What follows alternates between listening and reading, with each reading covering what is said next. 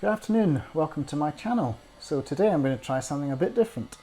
I'm going to try and generate a short story from scratch from 3 random words from textfixer.com, and I'm going to take the whole process of story generation from moment of inspiration through to, in some sense, finished piece, and talk you through it. Okay, so here I am on the TextFixer website, and I've set it up to generate 3 random words instead of 5 because it's a much shorter story. So let's go ahead. Okay, so what do we have? We have perplexing, cargo and wreck. So this is a bit of a gift. I'm very glad that it came up with these words because I already have a notion of a story about a shipwreck, and in amongst the objects found in that shipwreck is going to be something rather perplexing. So, okay, let's think about this. So now we're going to go to the story page, and I'll leave the title to the end. That's why I've written title here and left it blank. The title will come last. All right, so we've got perplexing cargo. So what we need is a setting, a conflict of some sort, and we need a protagonist. So I've got a shipwreck. And I know from experience that shipwrecks happen, or used to happen very frequently in Cornwall. And in fact, there were a group of, I don't know what you'd call them, criminals, obviously, who would deliberately, using fake lanterns, cause ships to run aground because they would think they were avoiding the rocks. They would think a lighthouse was in a particular location and they would navigate accordingly. And unfortunately, the lantern, which would be mistaken for the lighthouse, was being operated by these criminal types, and the ship would run aground, and then basically they just raid it. So this could be the setting, or I think Cornwall's a good location to set it in. Very rugged coastline. So we've got a cargo, run aground in Cornwall, something perplexing in it. Okay, so my little genre head comes on and thinks, well, what would be the most perplexing thing to find in a shipwreck in, they say, the early 18th century? Well, that would be something from the future. So let us have a bizarre little short, let's have a strange little tale set in the 1800s. Of course, this is going to involve a certain amount of research, unless I keep it general enough that I can avoid referring to too many things that would be anachronistic.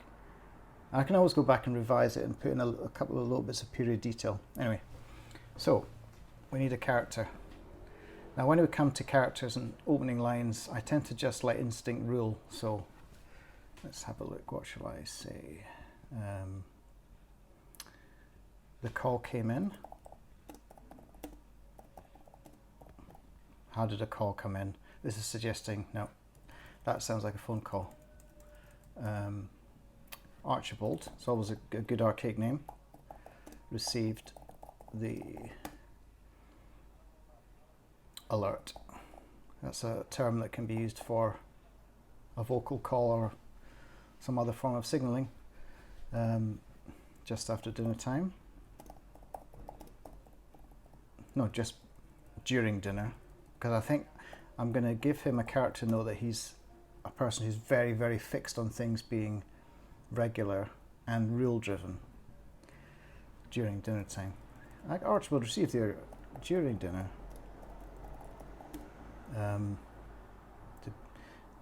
To be precise, just between the fish and meat courses. So this is now, this little comedy note kind of places him in a world where you have a meal that has a fish and a meat course, so therefore he's probably, you know, reasonably well to do. And I'm going to make him I'm going to make him the lighthouse keeper, actually, because he would be the closest person to the rocks upon which this ship has foundered. And he'd be going down there to try and prevent people from raiding it. That's the idea. Okay.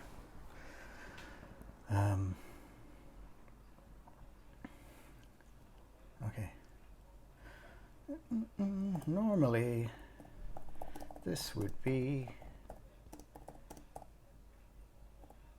an occasion of great irritation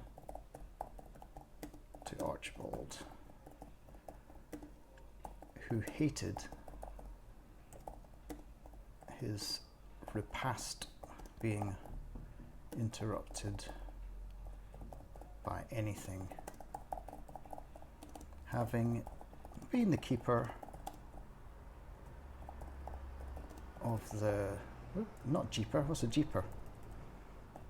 Keeper of the Porth. So yeah, Porth is, I just happen to know it's a Cornish prefix for place names. So I can sort of make up a place, you know, but I don't have to locate it somewhere very specific. So let's call it Porth Cowan. We can change that if there is such a place, or maybe it's fine. We'll see. Lighthouse since 1757.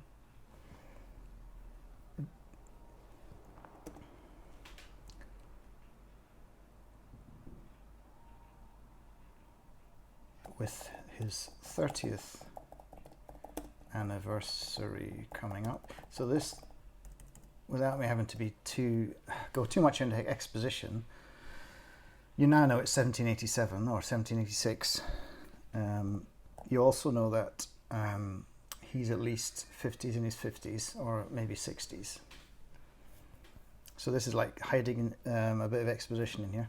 Having been the keeper of the Porth Cowan Lighthouse since 1757, his 30th anniversary coming up, he was a man used to routine. A shipwreck was the very opposite of the order. Whoops. Archibald liked to perceive, oops, I'll spell that wrong, in his universe. This is, what I'm doing here is, I mean, these sentences aren't going to be the final description of the events necessarily. This is sort of my quick sort of self-note taking really of what I'm seeing in my head. I'm sort of seeing the story unfold. It's getting more and more detailed as I go, but it's important to just get the narrative down. Otherwise, you'll never write anything. Anyway, okay. Shipwreck was very opposite of the order Archibald liked to perceive in his universe.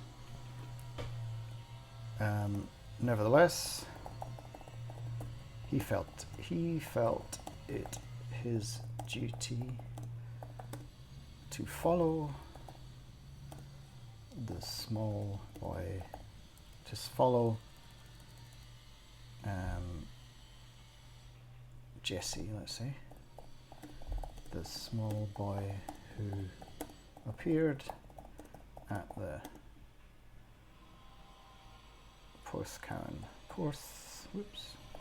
Cowan promontory, on his bicycle to excitedly report the wreck. So now I have used the first of the three words that I'm required by my strange little technique to use. I should put those three words up here just in case I forget them. So that is wreck, wreck, cargo, and what was the other one? Oh no, I've forgotten. Perplexing, good word. No, oh, it's just annoying. Right, let's get back there. Here we go. Perplexing.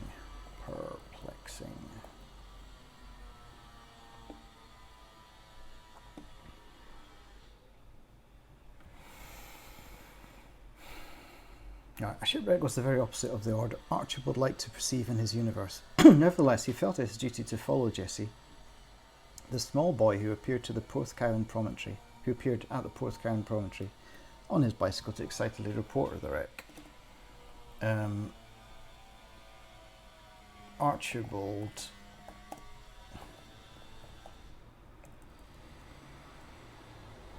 sent Jesse away to call on the local constable.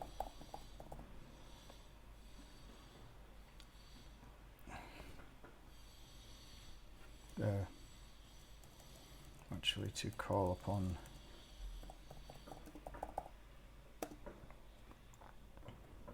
no, he didn't. That's nonsense. It doesn't matter what happened to Jesse. He's just following. Let's keep it simple. We only have 100 words. And let's see how many I've used. I've used 105. Right, okay, so this isn't going to work. That can't be 105.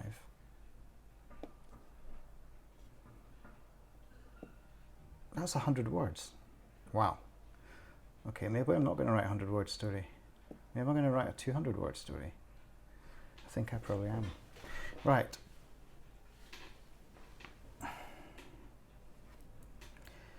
The ship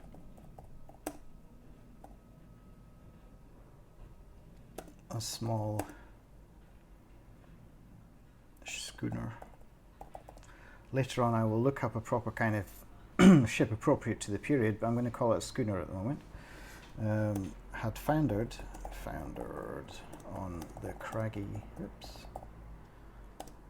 rocks beneath the craggy rocks in a neighbouring cove.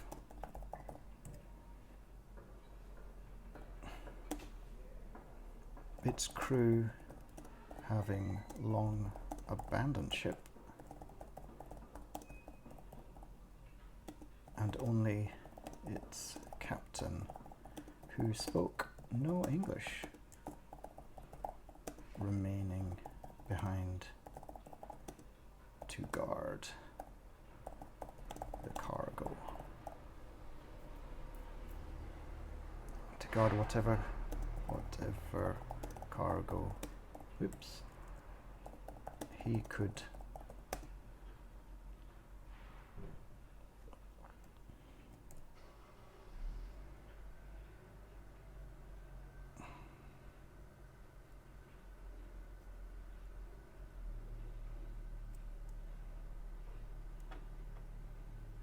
Now, let's leave it a mystery.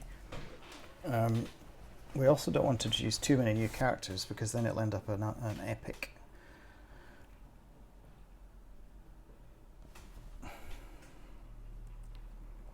Its cargo spilt,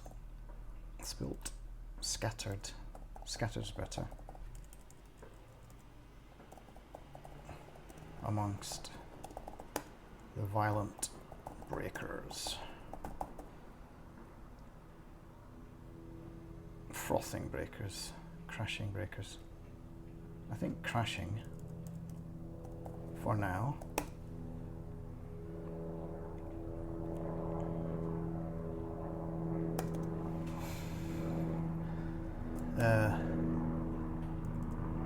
As Archibald picked his way down the beach, he saw a trail of perplexing objects, which must have spilled from the wooden crates that bobbed all around.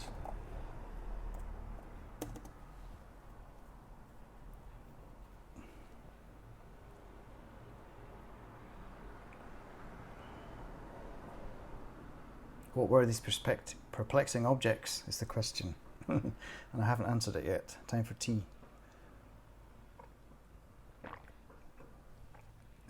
Right, put the cup down.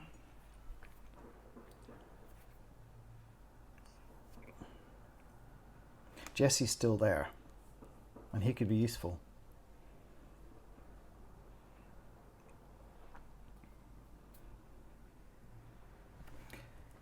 Jesse,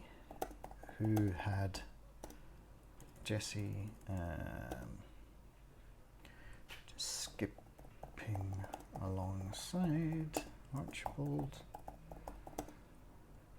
began picking up and examining the objects, which were smooth, metallic, oblong, and heavy in the hand, like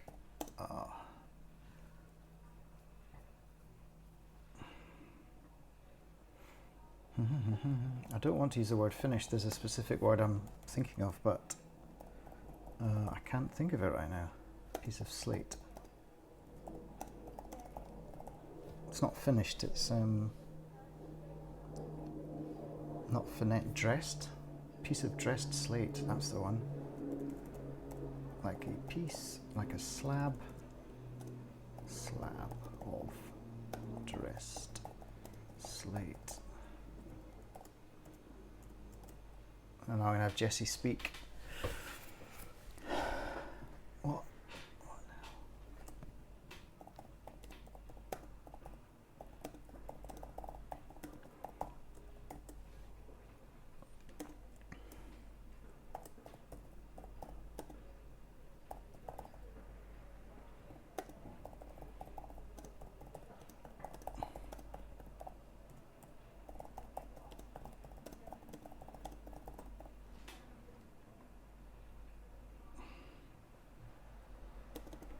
Archibald scratched his head. His head then drove the cap down over his thinning scalp.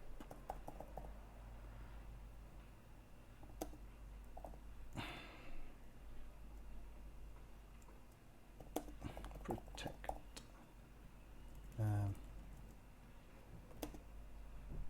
To ward off the stinging icy stinging icy spray. Icy. No. Just icy spray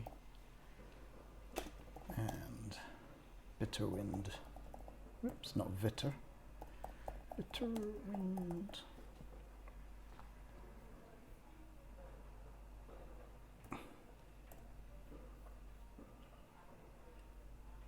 Now, how does Archibald speak? He speaks like this. Durned, whoops, durned, not darned. This is just to give him a little hint of accent without having to go into kind of cod Cornish, which wouldn't be an area of expertise for me. Durned if I know, lad.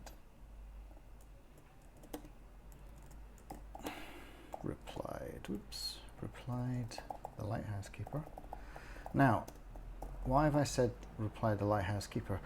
It's really just to remind the reader of his role, and because Archibald is quite a long name and repeating it endlessly is a little bit grating.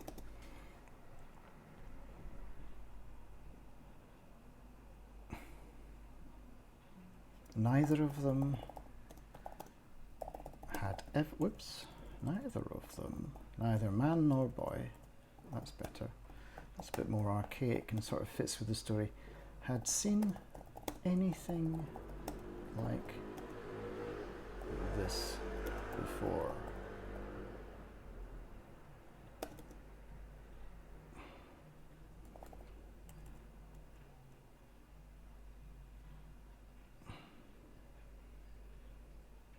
Perhaps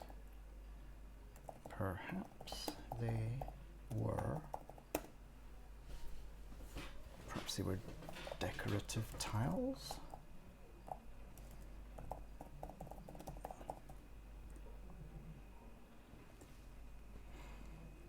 There was a low buzzing,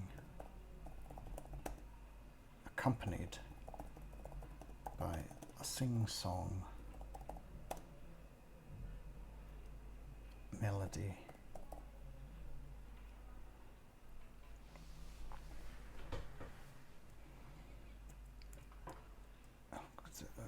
strange little melody which repeated, oops,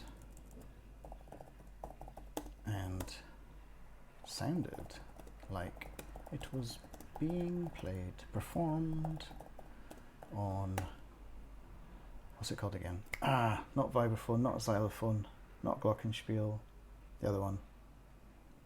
Marimbas. Marimbas.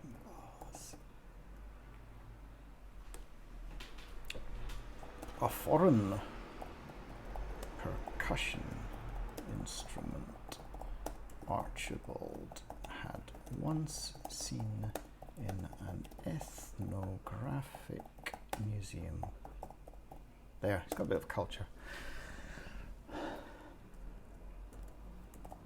It's coming from this.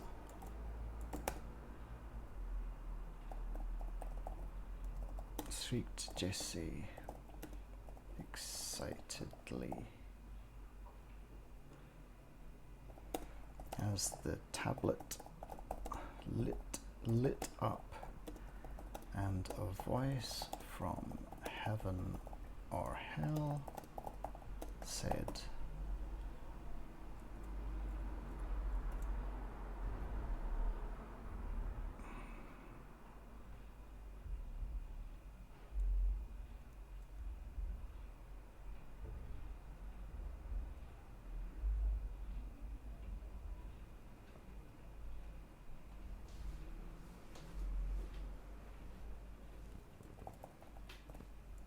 hello?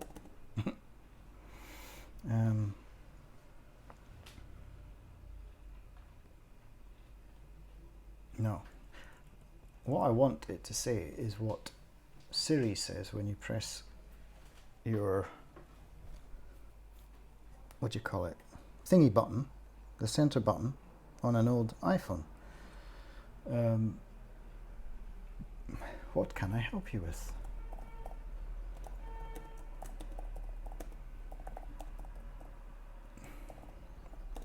Here are some of the things you can ask me.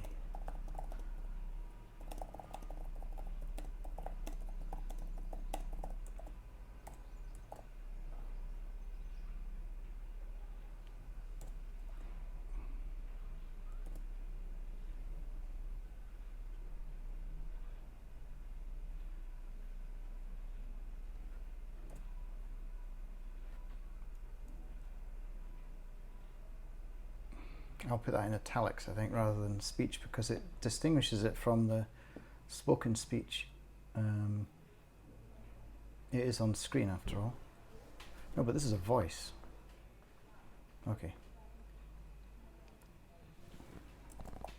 The words also appeared on the tablet. The object, as Jessie, terrified, dropped it onto the pebbly shore, onto the sand, better, and ran for his bicycle.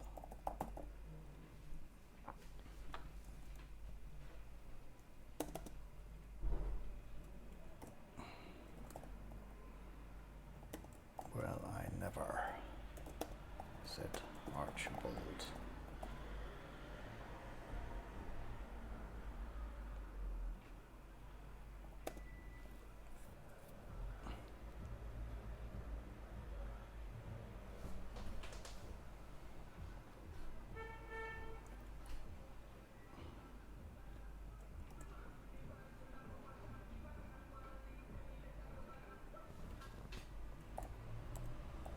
You never know what you'll find on beaches. No, that's bollocks.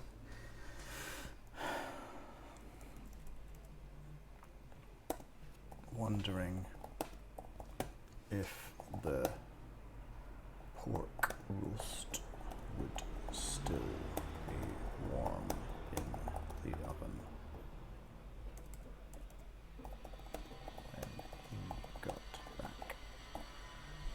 Now, you're probably wondering what else am I doing here. This is sort of, there's no real easy way to end this story. So I think what I wanted to do with it is end with a sort of comic anticlimax, or sort of something to suggest that Archibald is such a worldly character that he's seen things just as bizarre and perplexing as crates full of iPhones on the beach 300 years before they've been invented. So that's why. And it also is a callback to the opening scene. So, without suggesting in any way that this story is finished, because this is just a first draft, I will read what we have. And I'm going to call it just Strange Cargo, I think.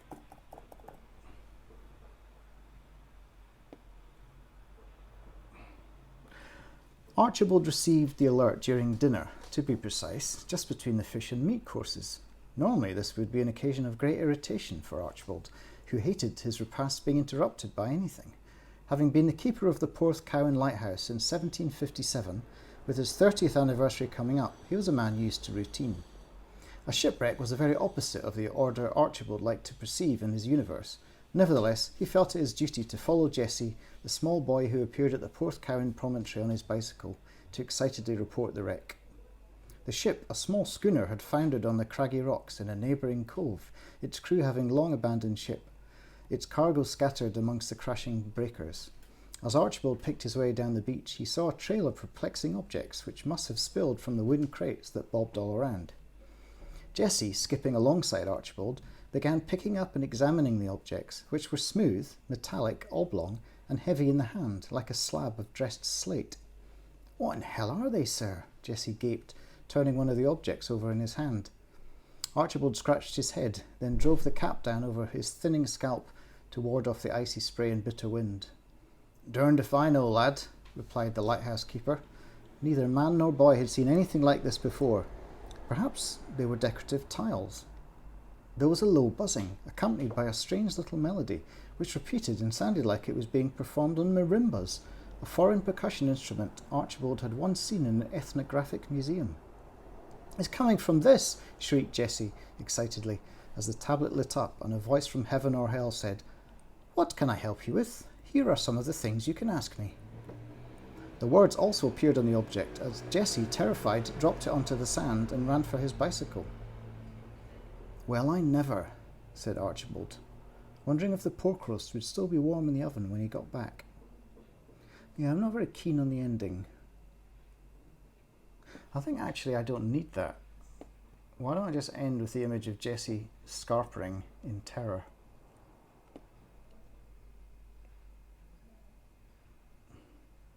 But it's weird not to end with the protagonist. So let's try something else. So Archibald stooped stiffly. Nice bit of alliteration there. Well, nice if you like that sort of thing. To pick up the slate, which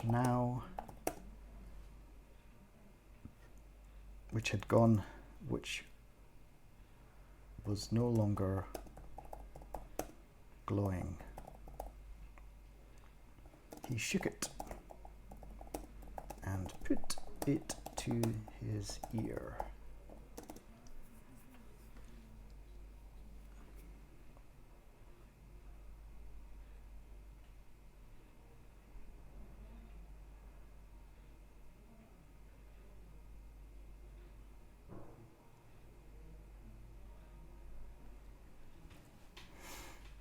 Nice bit. Oops, here we go. Nice bit of flotsam.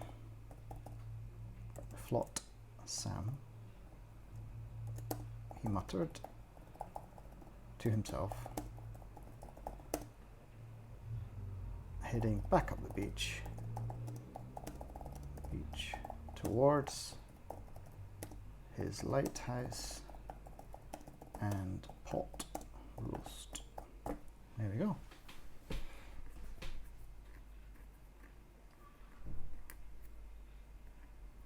Now, there are several things wrong with this story.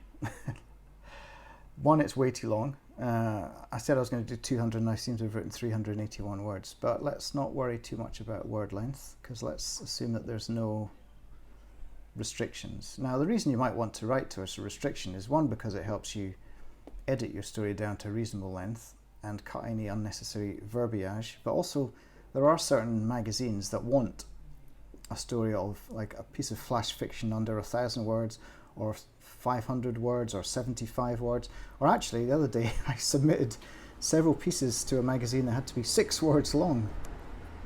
That's taking it to extremes, I think. But so anyway, we've got this story called Strange Cargo. Now,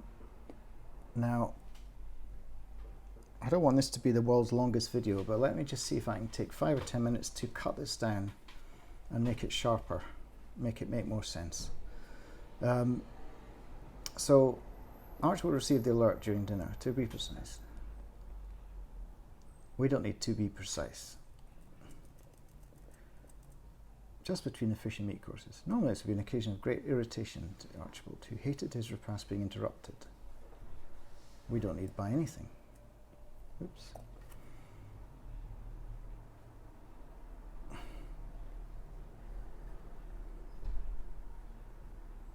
Coming up. Coming up's a bit crappy. Let's put imminent.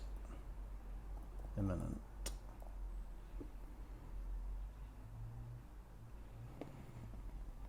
A shipwreck was very opposite of the order Archibald would like to perceive in his universe. I quite like that. He has to go and investigate wrecks because it's just what you do in case there's anyone that needs rescued. That's why he's there.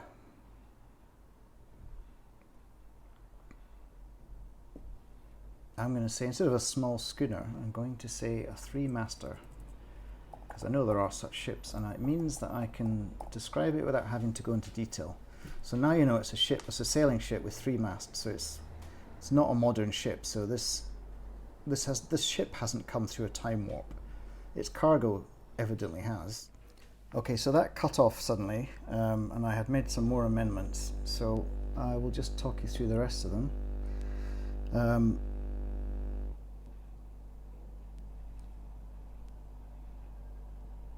I changed a little bit so that it said that the wooden crates were bobbing the waves all around, which is a little bit better than what I had, but still not perfect. I kept that paragraph the same. Oh, this is a key change. There was a very long, lengthy, unnecessary spiel about Archibald pulling his cap down over his head. I changed it to make it very short. So Archibald scratched his head, pulled down his cap against the wind. This I kept. I changed marimbas to marimba so that it fitted with the next bit, which I kept largely intact. And I kept all this. Oh, and the ending. This is the key bit.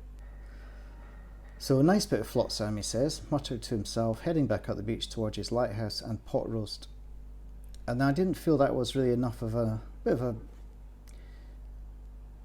We need to know why he has taken the object and what his attitude to these bizarre objects are. And it's simply that it would make a nice paperweight for his desk. And that's it. That's the kind of chap Archibald is. And that's the end of the story. So yes, that's the story Strange Cargo, which you saw the creation of before your very eyes. It's not the best story ever written, but basically it shows you the process of random idea generation, which I think can be very useful in all sorts of different fields. And my thought process as I write, which I hadn't actually given that degree of thought to before, so that was quite revealing. Anyway, I hope you enjoyed this, and if you did, please subscribe to the channel. Maybe watch another one of my stories, one that's had a little bit more work than this one, and I'll be back with another full-length story very soon. Thank you.